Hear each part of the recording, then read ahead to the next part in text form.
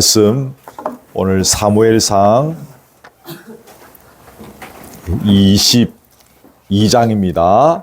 사무엘상 22장의 말씀 봉독해 드리겠습니다.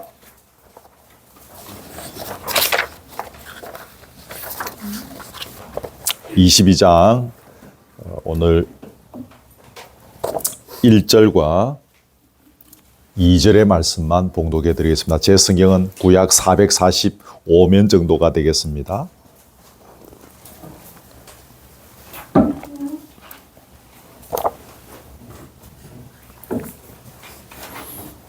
찾으신 줄 알고 봉독해 드립니다. 그러므로 다윗이 그것을 떠나 아둘람 굴로 도망하매 그의 형제와 아버지의 온 집이 듣고 거리로 내려가서 그에게 이르렀고 환난당한 모든 자와 빚진 모든 자와 마음이 원통한 자가 다 그에게로 모였고 그는 그들의 우두머리가 되었는데 그와 함께한 자가 400명 가량이었더라. 아멘. 다윗이 사울 왕을 피하여 처음에 도피했던 지역이 여러분 기억나십니까?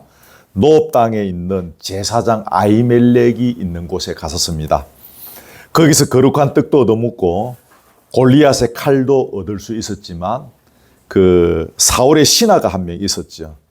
그래서 그 눈을 피해서 블레셋 땅에 있는 가드 왕 아기스에게 도망갔습니다.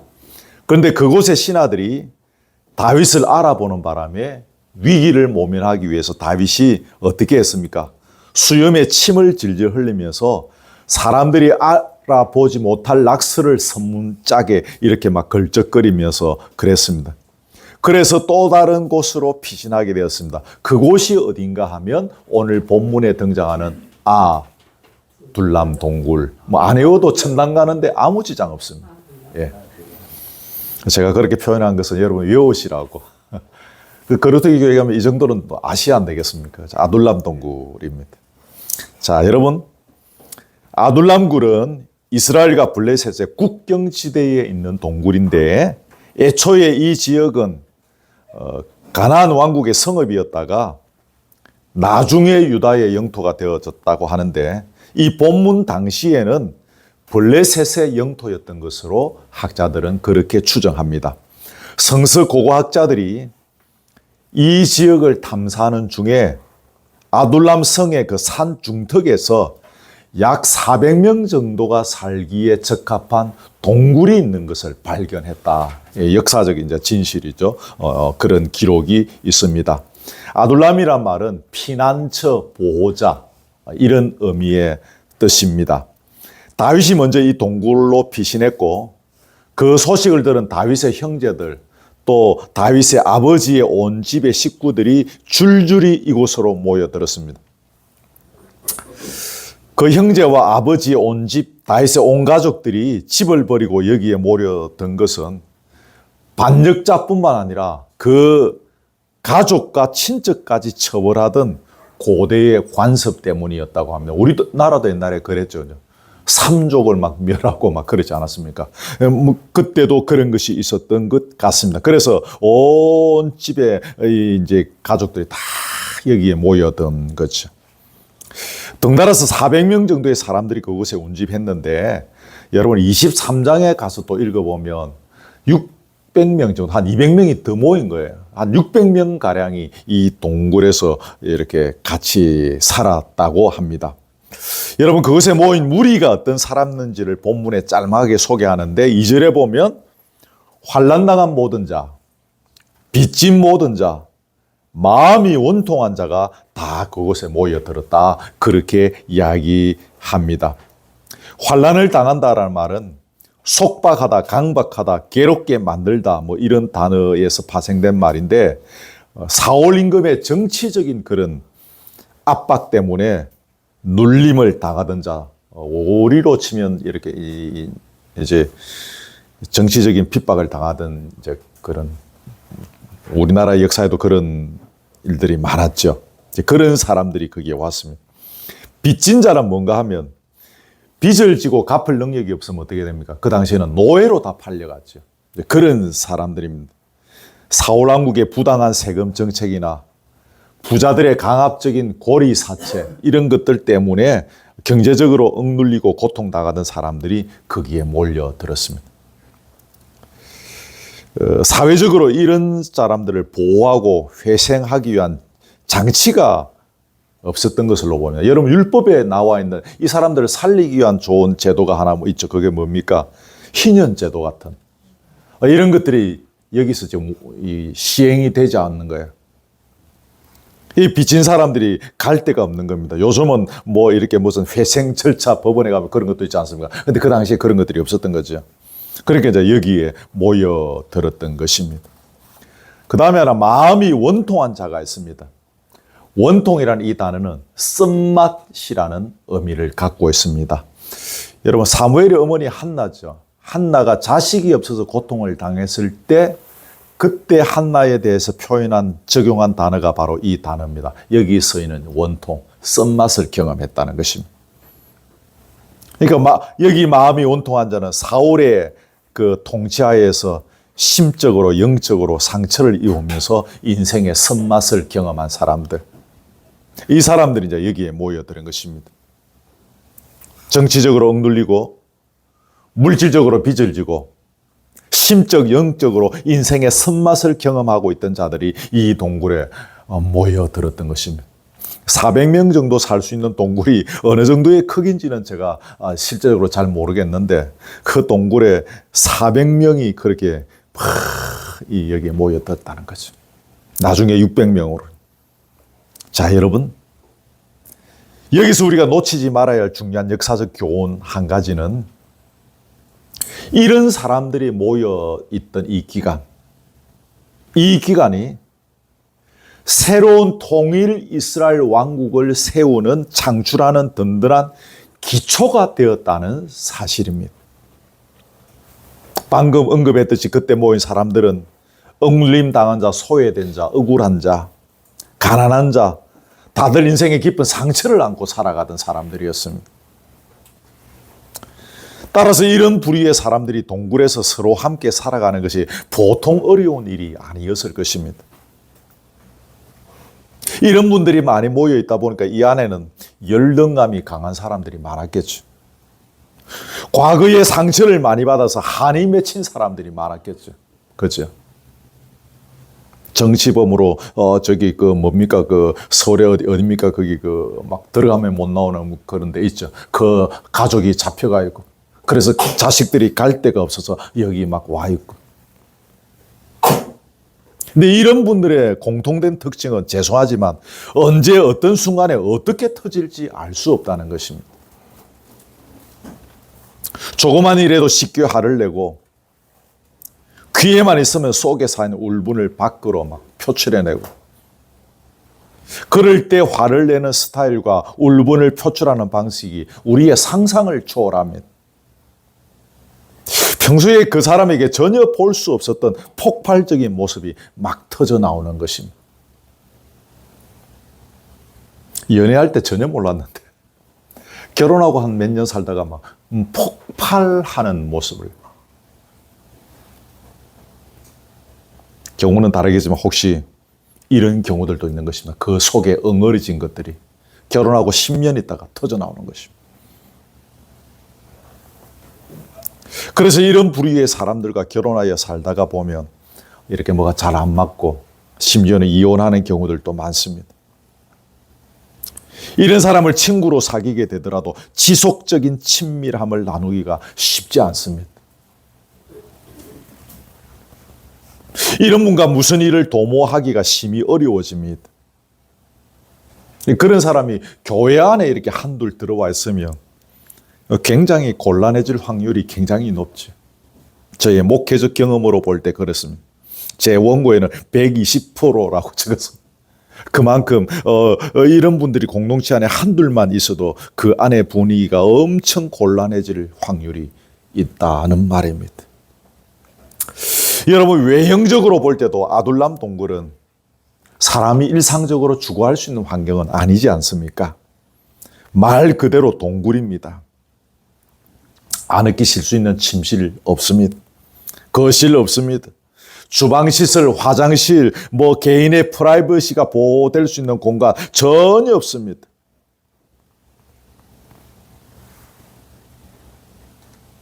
저기 뭐 삼척, 강원도 이런 데 가면 동굴 같은 거 있지 않습니까? 그건 제가 생각에는 꽤 이렇게 잘 다듬어진 동굴이죠. 그렇다 하더라도 여러분, 얼마나 불편합니까? 400명이. 대충 자리 깔고 그냥 그렇게 이제 살아야 하는 것입니다. 잠 오면 자고 뭐. 환기가 제대로 안 되었을 것 아니십니까? 400명, 600명이 그 안에서 우울거리니까 온갖 냄새들이 나고. 화장실 갈 때마다 이거 어떻게 해야 되는지. 밖에 가서 볼일 본다 하더라도 앉다 보면 안쪽에 자리 잡고 자던 사람들은 어떻게 나와야 되는? 이 뭐 불편한 게 한두 가지가 아닌 것입니다. 600명 가량이 모였습니다. 근데 여러분, 어떻게 당시 아둘람 공동체가 통일 이스라엘 왕국을 이루는 기초를 다질 수가 있었는가 하는 것입니다. 여기 오늘 그 설교의 아주 중요한 질문입니다. 이 질문을 붙잡고 묵상하는 가운데 한 가지 발견하게 되는 것은 환경과 상황이 어떠함에도 불구하고 제각기 가진 기질과 상처와 뭐 아픔들이 품성이 다양하고 깊음에도 불구하고 하나님의 백성들은 함께 모여 살아야 한다는 것입니다. 기억하십시오. 하나님의 백성은 함께 모여 살아야 한다는 것. 세상에 다양한 훈련 프로그램이 있지만 그 중에 가장 힘든 훈련 프로그램이 다양한 사람이 함께 생활하는 훈련입니다. 군대 가면 훈련 중에 어려운 것이 육군은 이런 공수 훈련 받는 것입니다. 뭐 또 해군도 뭐 그런 아주 뭐 UDT 뭐 이런 훈련들이 있지. 단순하게 공수부대 훈련을 받는 것. 단순히 올림픽에서 메달 따기 위한 그 훈련 자체도 참 어렵습니다. 근데 여러분, 사람과 사람이 내무반에서 함께 어울려 생활하는 것. 선수촌에서 같은 숙소에서 같이 잠자고 같이 밥 먹고 같이 지내면서 조직화된 생활을 하는 것이 사실상 훨씬 더 어렵습니다. 군대 갔다 오신 남자분들 아시죠? 훈련만 받는 것은 하겠다. 이게. 다 저와 여러분 다 그거 합니다. 내부만 생활이 막 괴로운 거예요. 막 훈련 마치고 저녁에 들어가면 그 고참들이 몽둥이로 두들겨 패고 막 술병으로 머리 때리고 막 벽돌로 치고 막 그 세월들을 보내는 것이 훨씬 그게 어렵다는 거죠. 군인들이나 대표 선수들 가운데서 훈련 그 자체가 힘들어서 이탈한 경우들은 뭐 그렇게 많이 본 적은 제가 기억에 없습니다. 근데 사람과 사람 사이에 다양한 문제 때문에 부대를 이탈하고 선수촌을 이탈하고 문제가 되고 감독이 경질되고 막 그런 경우들이 여러분 훨씬 더 많습니다. 그만큼 사람과 사람 사이에 서로 어울려 지내는 것이 힘들고 어려운 일이라는 것입니다. 그런데 하나님께서는 당신의 사랑하는 백성들에게 이 어려운 훈련을 시키십니다. 그저 자기 혼자 예수 잘 믿고 나름대로 하나님의 영광을 위하여 살아가게 하셨다면 우리 신앙생활이 지금보다 훨씬 더 수월할 것입니다. 여러분 그렇지 않습니까? 그런데 하나님께서는 당신의 백성들이 서로 함께 어울려 살아가는 가운데 당신의 뜻을 이루는 일생을 살아가게 하셨습니다. 그래서 구약시대는 이스라엘 민족 공동체를 주셨고 신약시대는 교회 공동체를 주신 것입니다. 인간은 혼자 살아가게 되면 자신이 어떤 존재인지를 바르게 이해하기가 참 어렵습니다. 그렇게 살다 보면 소위 말하는 독불장군이 되기가 쉽습니다. 그러나 여러 부류의 사람들과 함께 어울려 살아가다 보면 내가 어떤 존재인지, 내가 어떤 인격의 소유자인지를 깨닫게 됩니다. 내가 얼마나 이기적이고, 내가 얼마나 사랑이 없고, 내가 얼마나 참을성이 없고 교만한 사람인지, 내가 얼마나 부족한 자인지를 발견하게 됩니다. 어떻게 할 때요? 여러 부류의 사람들이 함께 어울려 살아갈 때. 자, 여러분 잘 들으십시오. 성경이 제시하는 바른 믿음을 소유한 그리스도인이라면 서로 함께 어울려 살아가는 가운데 자신의 모습을 선명하게 볼 수밖에 없습니다. 요 문맥을 잘 기억하십시오. 성경이 제시하는 바른 믿음을 소유하게 되어지면 아, 내가 참 부족한 사람이구나. 아, 나에게 저 집사님처럼 저런 넉넉한 모습이 없었구나. 내가 저 자매처럼 저렇게 거룩하지 못한 삶을 살아가고 있었구나. 신앙의 깊이가 더하여질수록, 기도의 무릎이 낙타의 무릎이 되어 가면 갈수록, 말씀을 사모하는 마음이 더할수록 신앙 공동체 안에서 이 사실을 깨닫게 됩니다. 이것이 우리가 신앙 공동체를 이루며 살아가야 하는 아주 중요한 이유입니다. 여러분, 그러면 왜 신앙 공동체 안에서 자신의 이러한 모습이 선명하게 그렇게 보이게 될까요? 그 중요한 이유는 내가 하나님의 아들 되신 그리스도를 바로 알고 바로 믿고 그분을 내 인생의 진정한 주인이요 왕으로 모셨기 때문입니다. 이 신앙을 가지고 있으면 우리는 가면 갈수록 신앙 공동체 안에서 내 자신의 부족한 모습을 발견할 수밖에 없습니다.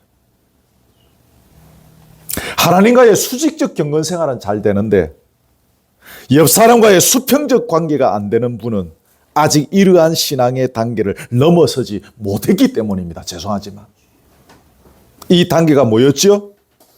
내가 하나님의 아들이신 그리스도를 정확히 바로 알고 그분을 내 인생의 진정한 주인이요 왕으로 모시는 단계를 넘어서지 못하면 수평적 관계가 안 되는 것입니다. 자기가 볼 때는 수직적 관계는 잘 되고 있는 것처럼 그렇게 보이지만, 물론 그것도 엉터리지만, 거기 손가락표 되어 있는 곳을 잠시 보십시오. 여러분, 어떤 상태에 있는 게 성령 충만입니까? 내가 그리스도를 내 인생의 진정한 구주요 주인이요 왕으로 모시고 살아갈 때가 성령 충만할 때입니다. 그때가 바로 최고조의 성령 충만입니다. 그러한 성령의 충만 속에서 형제의 모습을 보면서 나의 연약한 모습이 너무나도 선명하고 뚜렷하게 보일 수밖에 없습니다. 저의 고백입니다. 40대 시절에는 저잘난 멋에 살았던 것 같은데 세월이 흐르면 흐를수록 교우들의 신실한 모습을 보면서 저희의 연약한 모습을 저는 보게 되는 것입니다. 형제의 눈 속의 티보다는 내 눈 속에 덜보가 보이게 되어 있습니다. 이 신앙을 가지고 있습니다. 그게 안 될 수가 없습니다. 그리스도를 내 인생의 진정한 구주요 주인으로 왕으로 모시고 살아갈 때 그게 되는 것입니다. 그게 되어져 가는 것입니다. 그러기에 성경이 제시하는 바른 신앙관을 가지고 신앙 공동체 생활을 통하여 연단받고 훈련받은 사람은 반드시 성숙한 신앙 인격의 소유자, 신성한 성품에 참여하는 자로 그렇게 조금씩 서가게 되는 것입니다. 여러분, 앞에서 살펴본 대로 당시 아둘람 동굴에 모였던 사람들은 제각기 깊은 상처가 있는 사람들이었습니다. 사울왕의 폭정으로 인한 정치적 압박, 경제적 서러움, 풀리지 아니하는 억울한 사연을 가슴 가득 안고 살아가던 사람들입니다. 그 척박한 환경의 아둘람 동굴, 아까 저도 아둘람 동굴을 가본 적이 없고 그 아둘람 동굴이 우리 삼척에 있는 그 머시기 동굴하고 비슷한지도 우리도 아무도 알 수 없습니다. 어쨌든 그 척박한 환경이지 않겠습니까? 삼척에 있는 무슨 동굴들은 관광객들이 쉽게 접근할 수 있도록 아마 제 생각에는 많이 다듬어 놓았을 것입니다. 정리해 놓았을 것입니다. 그 다닐 수 있도록 길도 만들어 놓고 했을 것입니다. 애초에 아둘람 동굴은 그렇지 않았지 않겠습니까? 얼마나 척박한 환경이 있겠습니까? 그런데 여러분, 그 동굴까지 찾아오지 않으면 안 될 만큼의 깊은 상처가 있는 사람들이 거기에 모였다 그 말입니다.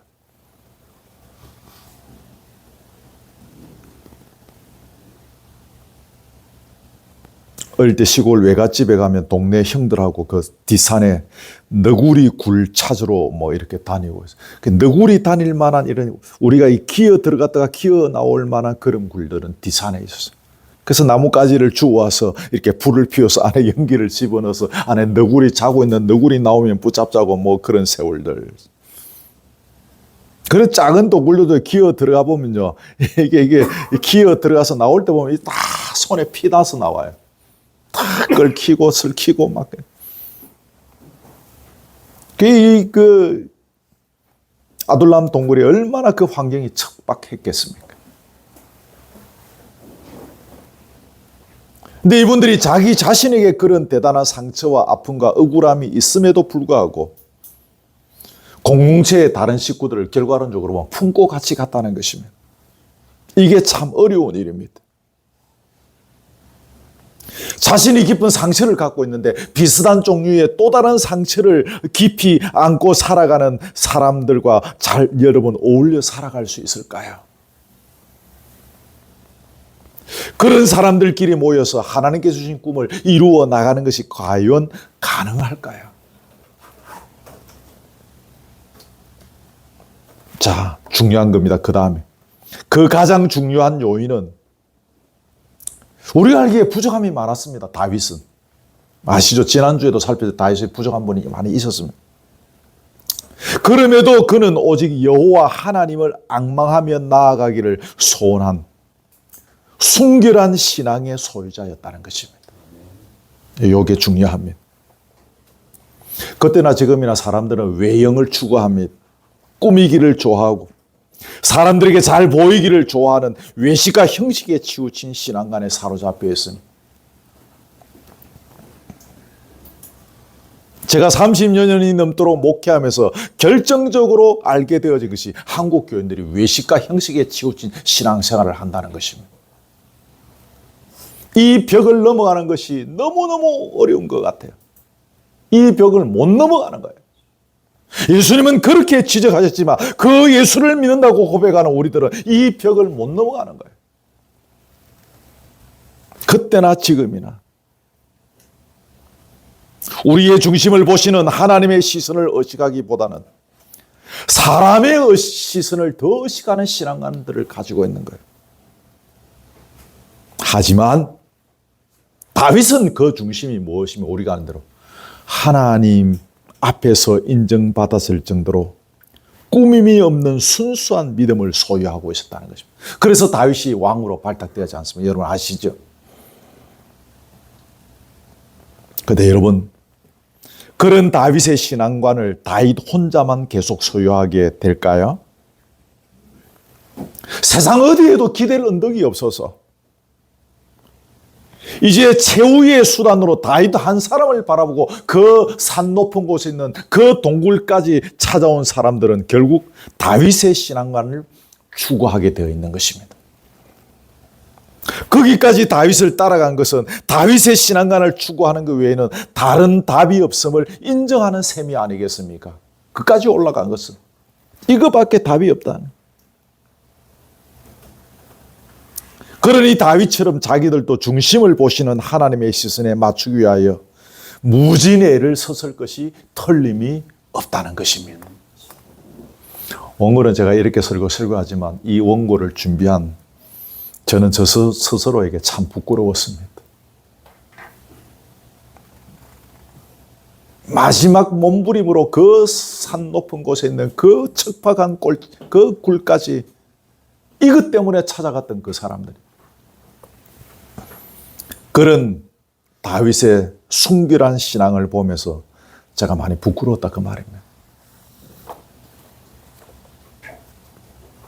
여러분 예수님께서 우리의 중심 마음을 강조하셨죠. 구체적인 가르침을 주셨는데 아시죠? 형제에게 노하는 자마다 심판받는다. 형제에 대하여 라가라 하는 자는 뭐 공회에 잡혀가고 형제를 미련한 놈이라고 하는 자는 지옥불에 들어간다 그랬습니다. 음욕을 품고 여자를 보는 자마다 마음에 이미 간음했다 그랬습니다. 이러한 가르침을 통해서 이웃과의 관계를 중요하게 여기시는 주님의 마음을 우리는 깨닫게 되는 것입니다. 근데 그 여러분 구약시대에 주어졌던 십계명도 마찬가지입니다. 제5계명부터는 이웃과의 관계를 중요시하는 차원에서 선포된 말씀들이죠. 다윗의 신앙관을 닮아가고자 애썼던 그 사람들은 그 동굴에 함께 있었던 또 다른 사람들을 배려하고 섬길 수밖에 없었을 것입니다. 다윗의 신앙관이 결국 그렇게 내려왔지 않겠습니까? 중심을 보시는 하나님 앞에서 부끄러움이 없도록 그것은 결국 어떻게 나타나는 거예요? 이웃과의 관계를 통해서 나타나는 것입니다. 수직적인, 수직이 아니라 수평의 관계를 통해서 그 신앙이 드러나게 되는 것입니다.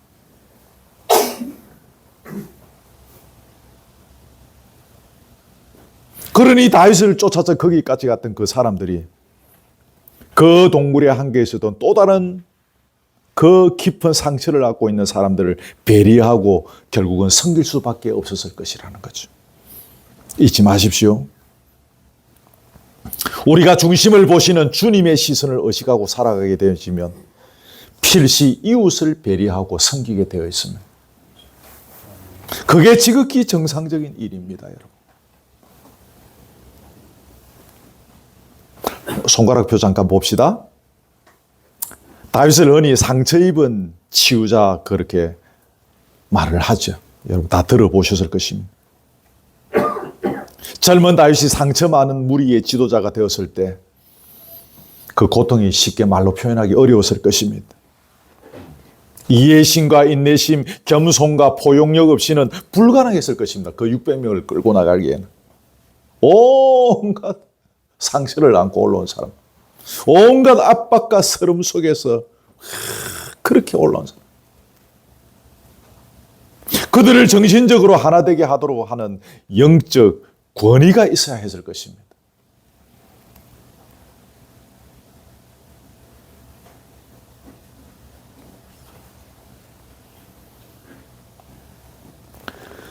젊은 아이들이 간혹 막 길거리에서 크게 사고치고 막 부수고 깨고 사람 죽이고 막 이렇게 뭡니까? 어떤 면에서 보면 그 울분입니다.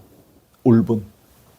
자기 힘으로 해결할 수 없는 이 세상 앞에서 어떻게 할 수는 없고 출세도 안 되고 돈도 안 벌리고 억울한 일은 겪고 그게 이 속에 숨겨져 있다. 이제 그게 막 전혀 알지 못하는 사람을 그냥 길거리에서 그냥 막 그렇게 해버리는 거죠. 이런 자들을 앞에서 예심과 인내심과 겸손과 포용력으로 그리고 이들을 하나 되게 할 수 있는 영적 권위. 다윗이 이런 리더십을 소유하게 된 것은 앞에 말한 것처럼 그가 상처를 입은 경험이 있었기 때문입니다. 자기도 상처 많은 사람이었던 거예요. 소외당하는 고독과 슬픔이 뭔지, 오해받고 빼앗기는 아픔이 뭔지, 쫓기며 도망하는 두려움이 뭔지, 가난이 뭔지 알았던 것입니다. 자기 자신이 상처받은 적이 있었기 때문에 상처 입은 자를 동정하며 치유해주는 상처 입은 치유자가 될 수 있었던 것입니다. 시간 관계상 길게 요거는 말씀드리지 않겠지만 요 문맥도 여러분 꼭 좀 기억하십시오. 왜 하나님께서 나에게 이런 상처들을 주시는가? 이 상처는 뭡니까? 또 다른 상처 입은 자를 치유하게 하시는 하나님의 손길임을 우리는 오늘 기억해야 합니다.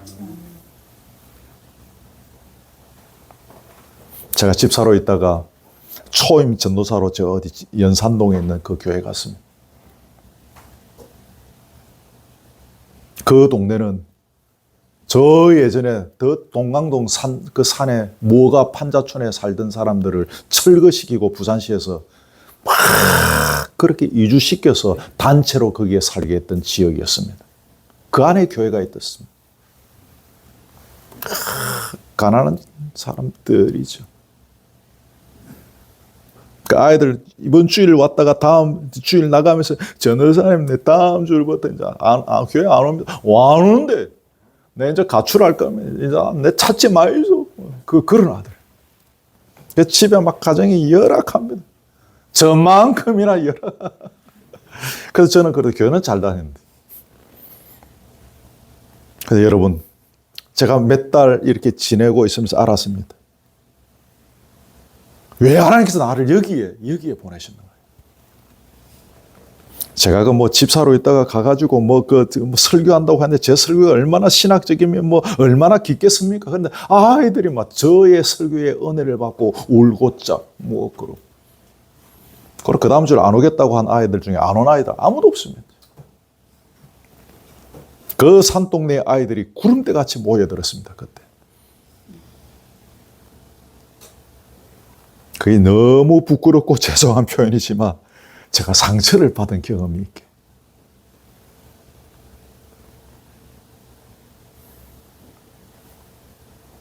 그 아이들을 이해할 수 있었던 것입니다.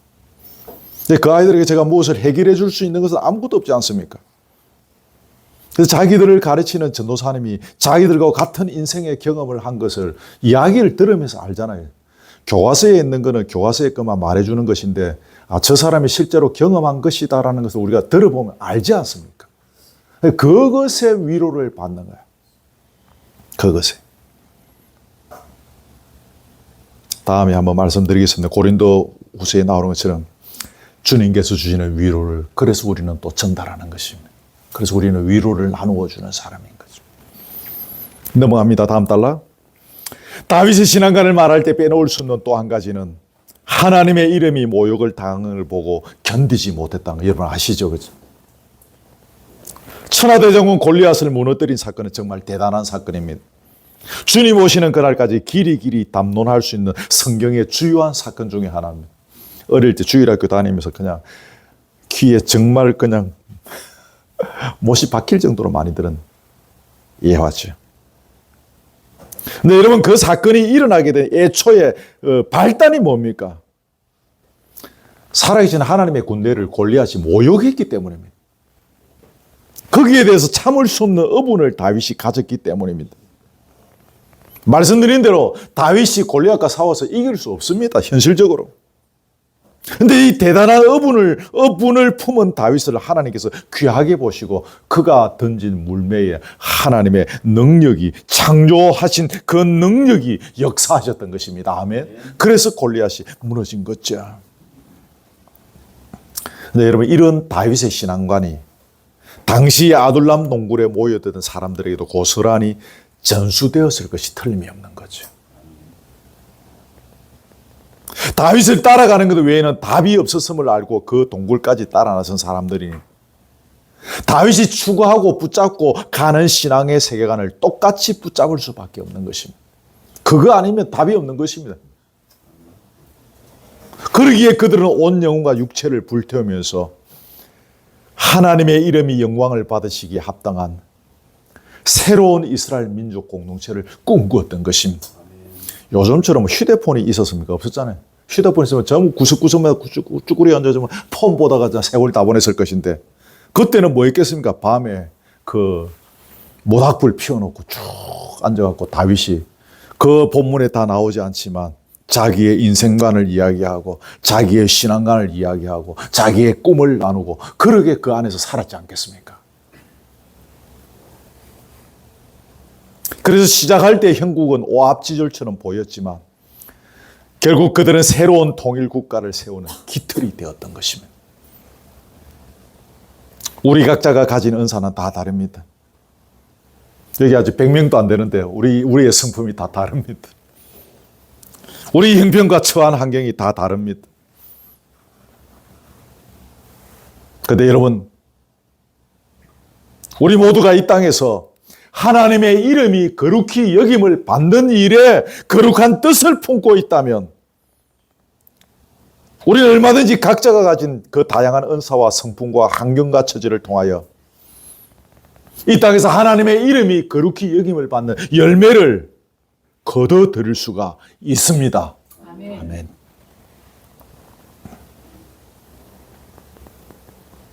아둘람 공동체가 시작은 미비했지만 그 역사를 이룰 수 있었던 것처럼 우리 신앙 공동체가 사람의 눈으로 볼 때는 비록 부족투성이의 모습이었지만 하나님의 이름이 거룩히 여김을 받는 일이 한 마음으로 진력할 때 생각하지 못한 놀라운 결실을 보게 될 것입니다. 자, 이제 그 마지막 단락 보고 마치겠습니다. 일반적으로 사람들은 뭐 고통과 아픔, 눈물, 뭐 불편함, 쓰라림, 어려움 이런 것보다는 뭡니까? 안락한 환경, 막힘이 없는 입신양명 뭐 이런 것들이 하나님의 선하신 인도하심이다, 하나님의 복이라고 생각하는 경향이 있습니다. 그런 사람은 하나님의 엄청난 은혜와 복을 특별히 많이 받은 사람이라고 간주하는 경향이 있습니다. 할머니, 할아버지들이 손주들을 위하여 기도할 때 주로 이런 따위로 이렇게 기도를 하죠.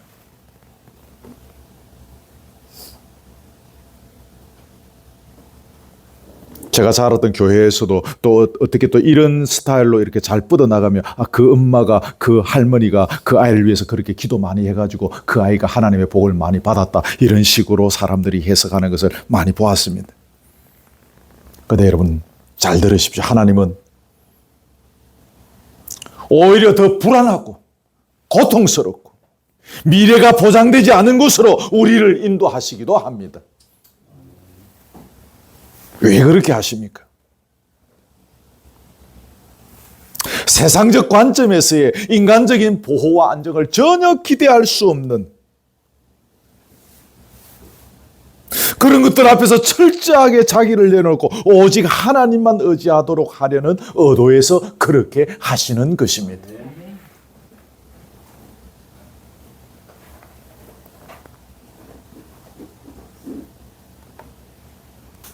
하나님께서 아브라함을 본토 친척 아비 집에서 떠나게 했죠.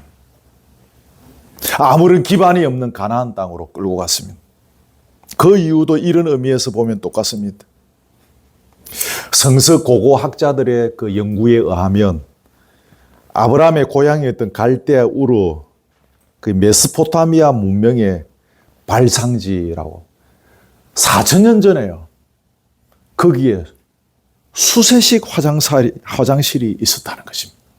4,000년 전에. 제가 결혼하기 직전까지 저는 재래식 화장실을 썼는데 4,000년 전에 수세식 화장실이 있었다는 것입니다. 그 아브라함의 고향 갈대아우르가. 대단한 동네였다는 거죠. 그런데 하나님은 그 땅을 떠나게 하셔서 황량한 가나안 땅으로 아브라함을 보냈습니다.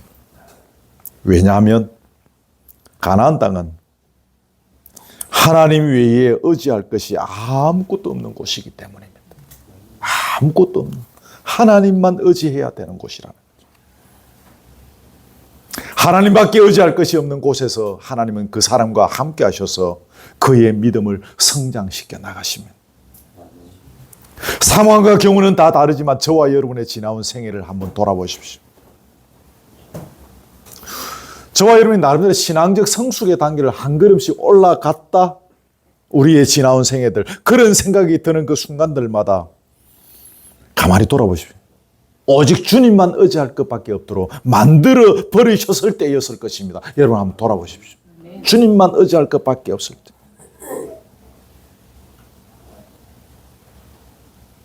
돈으로도 안 되고 실력으로도 안 되고 노력으로도 안 되고 사람을 동원해도 안 되고 오직 주님의 은혜의 손길만 그 상황을 풀어갈 수밖에 없도록 만들어버립니다.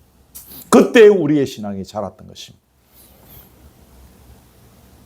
제 신학대학원 졸업할 때 제 그 논문을 담당했던 교수님께서 우리 그 그룹 중에 5명을 딱 찍어가지고 너희들 논문 통과 못 시켜주니까 1년 더 있다가 졸업해라. 우리가 좀 괘씸죄에 걸렸었습니다. 그냥 논문 쭉 내서 써서 내면 다 되는 줄 알았는데 막 자기에게 찾아가고 막 이렇게 의논하고 막 계속 한 아이들은 이제 그 합격이 됐는데 그렇지 못한 아이들 우리 5명은 좀 불합격인 거예요. 우리는 이제 그런 것들을 잘 몰라가지고. 선생님 여기 계시지만 그때 제가 조 목사님 찾아가서 말씀드렸습니다. 내가 알았다. 내가 그 교수 만나볼게 하셨다. 우리 장모님 이야기하셨습니다. 그 교수가 아마 돈이 필요한 모양이다. 내가 돈 달라는 대로 줄게. 진짜로 그랬습니다.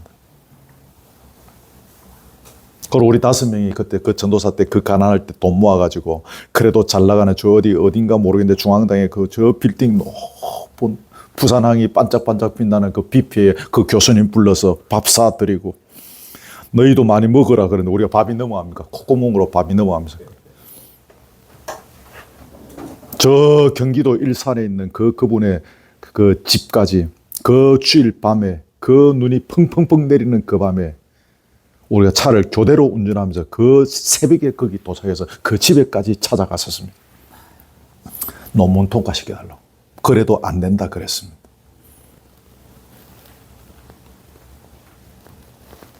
그래서 제가 결국 내려와서 그 제가 다니던 교회 엎드려 기도하면서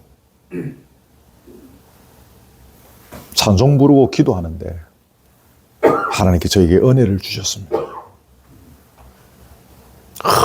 얼마나 울었는지 모릅니다.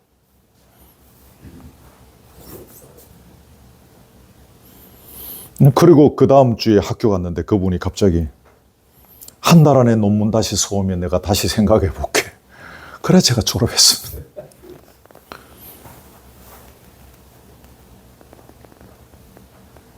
무엇을 동원해도 안 되고 오직 주의 은혜의 손길만 그 상황을 풀어갈 수밖에 없도록 만들어 보시는. 그러면서 우리의 신앙이 자라는 것입니다. 그런데 여러분 그것이 그 몇 달 동안의 세월이 저에게는 엄청 고통이었지만 그 세월 속에서 저희의 신앙이 자라는 것입니다. 평생 잊을 수 없는 저희의 신앙이 자랐던 단계임을 저는 잊지 않습니다. 그 경험이 있기 때문에 아무것도 없는 그 장산골에 제가 들어갈 용기를 얻을 수 있었던 것입니다. 아, 하나님 살아계시구나. 하나님 나와 함께 하시구나. 그러므로 아무리 황량한 곳으로 우리의 인생길이 펼쳐진다고 할지라도 너무 겁먹을 필요가 없습니다. 그 제가 여기도 오는 거예요. 가보죠. 황량한 인생길로 여러분을 몰아가시는 것은 주님께서 여러분에게 은혜를 베푸시겠다는 사인입니다. 아멘. 우리의 믿음을 한 단계 성숙시켜 가시겠다는 주님의 액션입니다.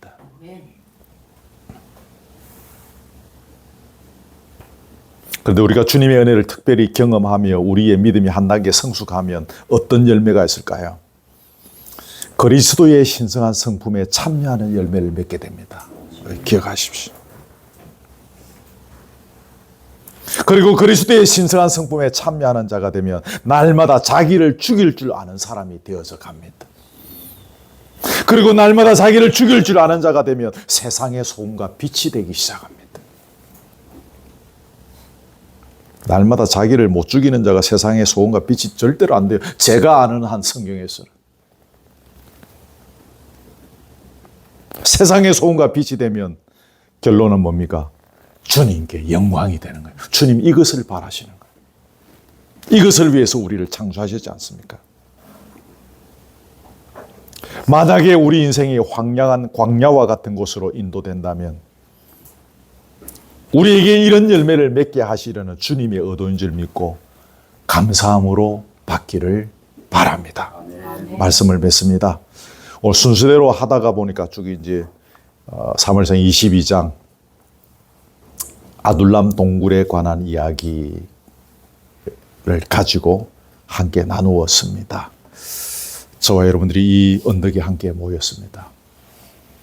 다 우리 형편과 처지와 믿음의 분량이 다르지만 그러나 우리 각자가 상처가 없는 분이 여기 어디에 있겠습니까? 다 깊은 상처와 억울함과 원통함과 고통의 시간들을 갖고 있을 것입니다. 그러나 우리가 상처 입은 치유자로서 주님께 은혜를 받았을 때 나와 똑같은 상처 입은 내 형제들을 위로할 수 있는 은혜를 얻게 될 것입니다. 그러면서 서가는 것입니다. 돈 많은 사람이 여기에 몇 명 있어서 교회가 쭉쭉쭉 서가고 건물이 서가고 사람이 막 갑자기 소문이 나서 쭉쭉쭉 모여 들어가서 숫자가 많아지는 것이 그게 전부다가 아니라 우리 스스로 연약하지만 이 속에서 주의 은혜를 받고 함께 서로를 위로하고 격려하고 서로의 상처를 보듬어 주면서 걸어가는 것이 이게 교회이지 않겠습니까? 여기에 교회의 의미가 있지 않겠습니까? 이런 교회에 다니는 것이 여러분의 인생의 보람이 되지 않겠습니까? 그저 큰 교회, 백화점처럼 잘 갖추어진 교회, 거기서 안락하고 편안한 신앙생활을 하는 것이 전부다가 아니에요. 우리의 신앙생활에 의미를 주시기 위해서 하나님께서 이 동산에 저와 여러분을 그런 의미에서 보내주신 줄 믿습니다. 우리의 신앙생활의 결론이 아름다운 은혜가 있기를 주님의 이름으로 축복합니다. 아멘. 아멘. 찬송하겠습니다. 391장 오 놀라운 구세주 예수 내주.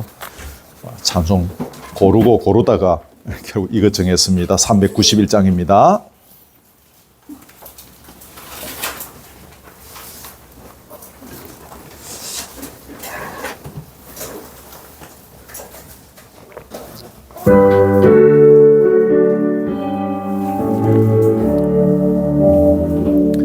오 놀라운 구세주 예수 내 주 참 능력의 주시로다.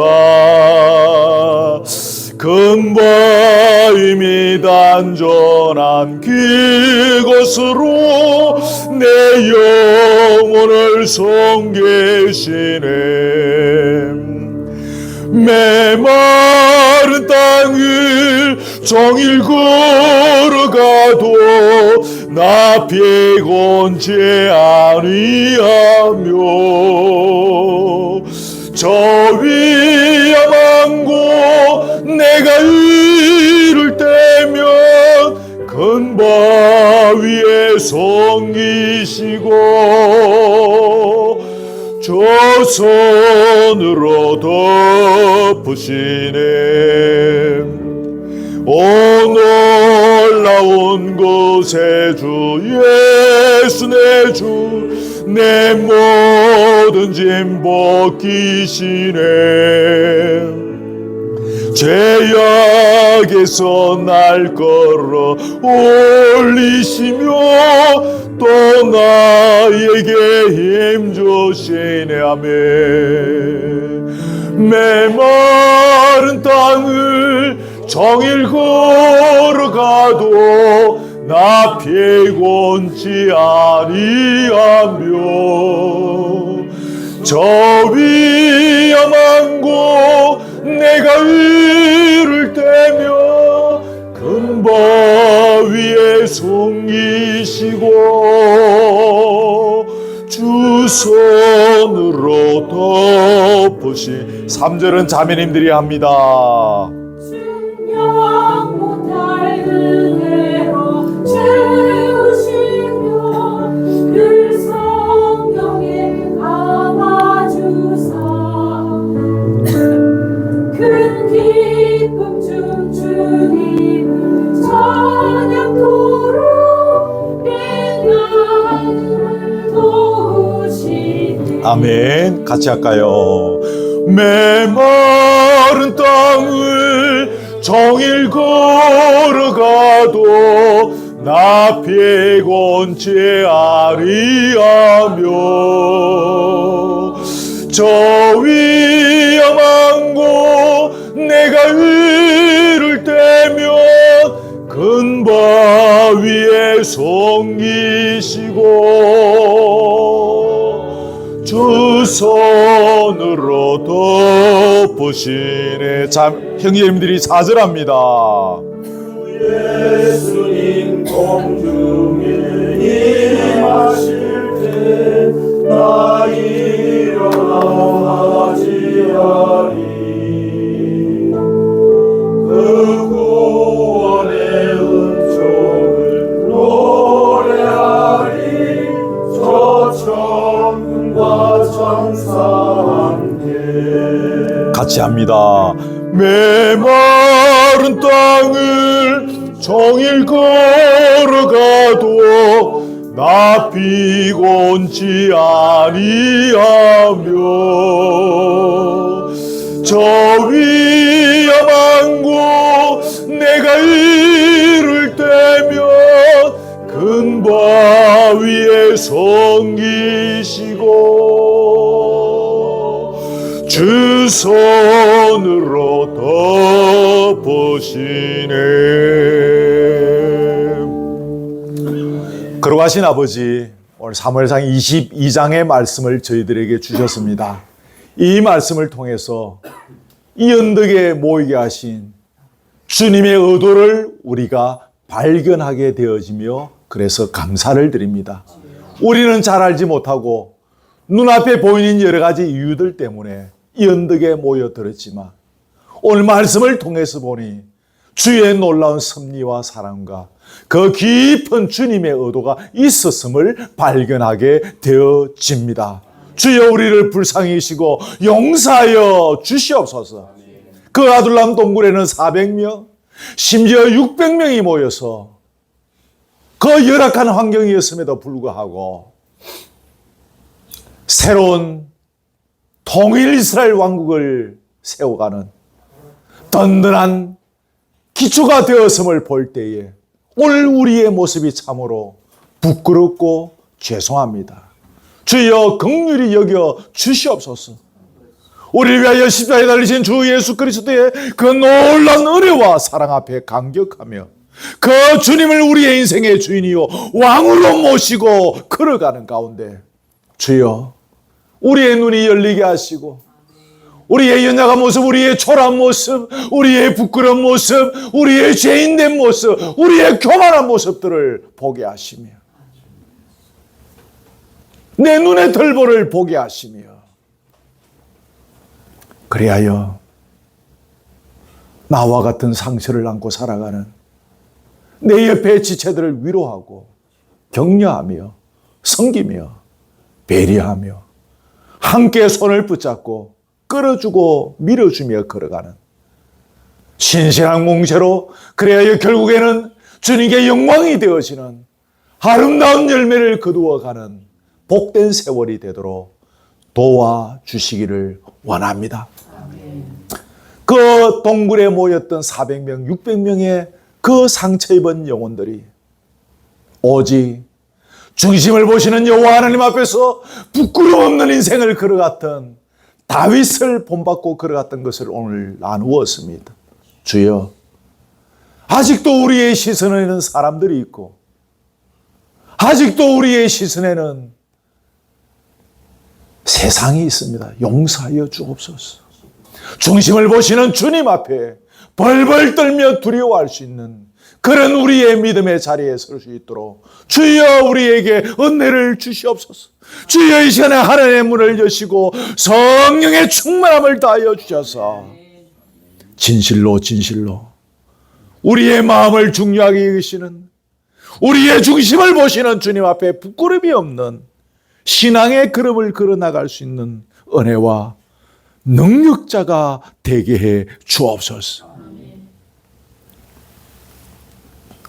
그래야 세상의 소금이 되고 빛이 되고 그래서 주님께 영광을 올려드리는 귀한 열매를 맺어갈 수 있도록